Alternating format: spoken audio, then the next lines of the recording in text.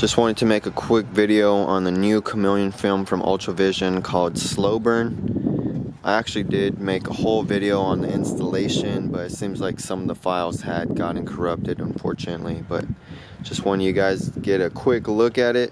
I tried to look up some pictures and videos of this, could not find any, so hopefully this helps you guys make a decision on if you want to order this film. Today it is pretty cloudy and pretty rainy, so this is pretty much the best type of conditions for this film.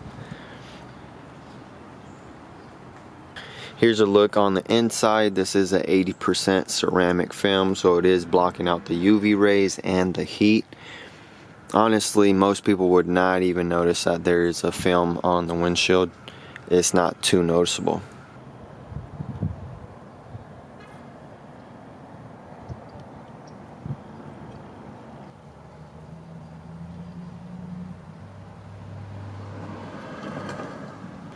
This film is one of the most subtle films that you can get from UltraVision. During the day it still has a slight red look to it, not that very noticeable, and also sometimes on the reflections on the inside of the vehicle it's a little bit reddish. During the daytime you still get a little bit of an oil slick look on the windshield. It's a little bit noticeable, not too noticeable, but it's a very nice look that it adds to the vehicle.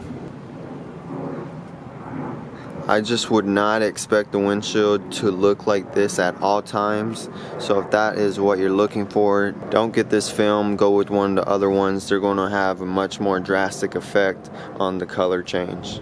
So hopefully this video will help you guys make a decision on if you want to order the Slow Burn from UltraVision or if you want to go with another film. So comment down below if you guys have any questions. Let me know what you think of the film on the Harley truck. And now of course you guys are going to see some more of these Chameleon films on some of my other projects. So like, comment, subscribe. Catch you on the next one.